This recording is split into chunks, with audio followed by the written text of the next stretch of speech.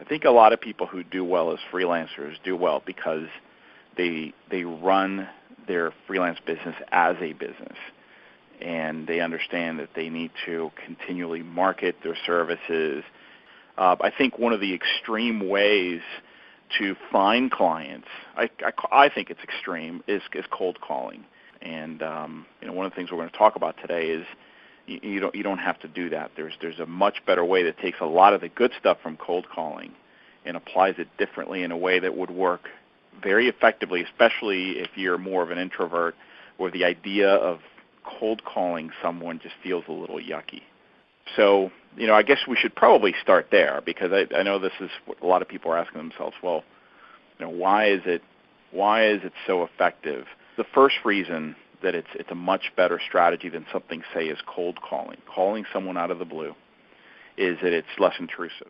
In general, prospects are much more receptive to a strong, relevant email message than they are to a cold call. So when done correctly, the way I'm going to show you, these short email messages get read all the way, which means that you can deliver your message without the standard defenses that the prospects are going to put up every time somebody calls them with a pitch. Okay. So the third reason is that email is just a better medium for delivering a relevant and personalized message. I mean, it's just easier to digest a marketing message when you see it in writing than when you get it over the phone. And is that even true of people who receive, hundreds of emails every day? Yes. It doesn't mean that if you send out 10 emails, you're going to get 8 responses. Not at all. The fact is most people are not going to respond.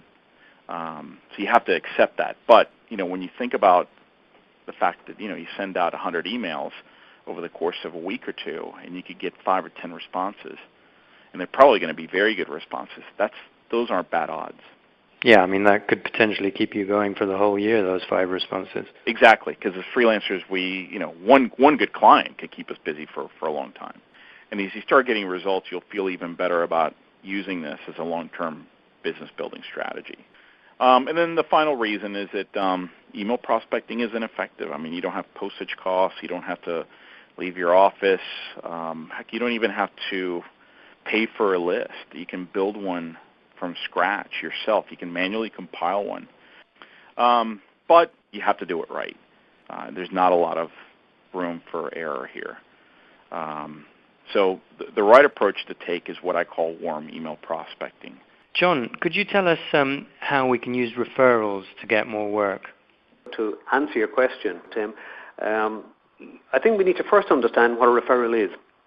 And this is a definition that works with many of the professionals I work with. It's an introduction, and it looks like an introduction, but it's actually either an explicit or an implicit recommendation. And very often the difficulty with referrals and asking for referrals and whatever is too many professionals start with the relationship, with the referral. And actually, the crux of referrals is not about conversation, it's about needs and understanding what those needs are and why they exist. So the kind of foundation block for today, if you like, is that in order to have referrals conversations, we absolutely must be able to have needs conversations. Too many people feel that when they go into a conversation, they're going to be talking about them and their work. And actually, that's not the ideal way into a referral conversation. The easiest and the easiest way to practice into a client conversation is about client need. So to give an example, suppose that I'm doing some training and development with a division of an organization. I can, of course, begin the conversation with who else or what other divisions in this organization could I be working with. Of course I could. But I'll be very honest with you, I have the same problem starting that conversation that the 84% do. I would find it really difficult to begin a conversation from that point. What I can do, though, is let's assume that I'm working with them, as I often am these days, on new ways of getting business or new ways of uncovering opportunity in the marketplace. I might well say, what other divisions of the organization also have this challenge of uncovering opportunity in the marketplace? i.e. that's not a question about me. Now, they're not daft. Some of them will know where it's going. But I find it easy enough to get started with a question that says, who else has these needs?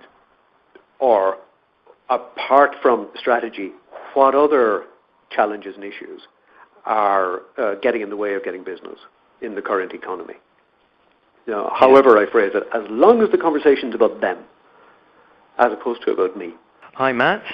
Hi there, Tim. How are you doing?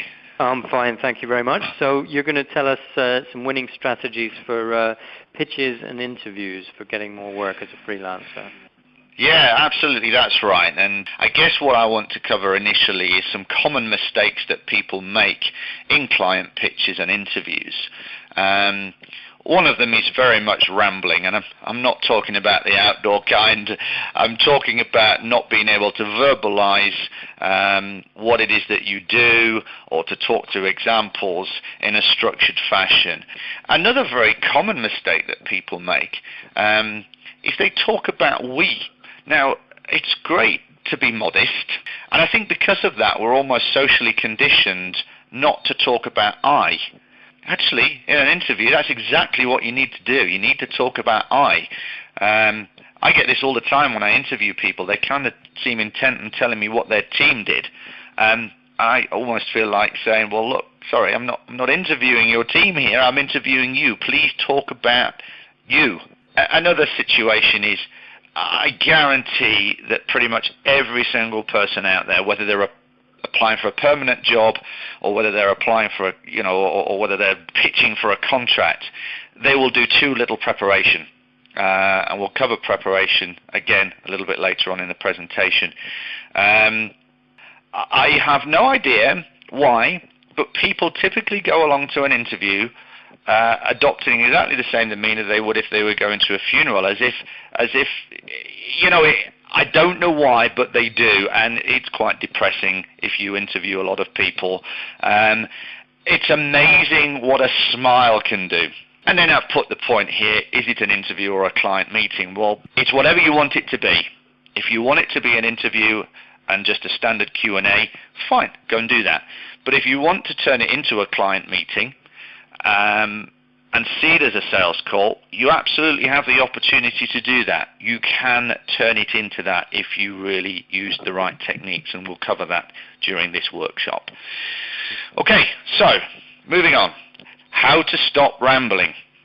Now, selling is incredibly easy.